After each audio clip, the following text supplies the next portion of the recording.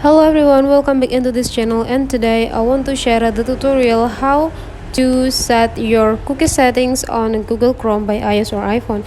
So first thing we have to do here, if we want to set the cookies option, we just need to open the Google Chrome.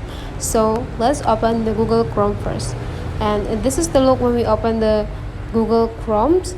And after that, you just need to go into the new pages. You just need to go click this plus button, and after you get this look, go click these three small dots.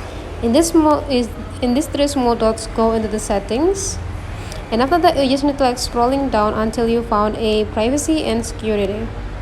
Just click it, and after that go click a clear browsing data, and here you just need to uncheck all of this part except the cookies site data. Means that you want to clear the cookies site data here, and after you only check this, you just need to click done.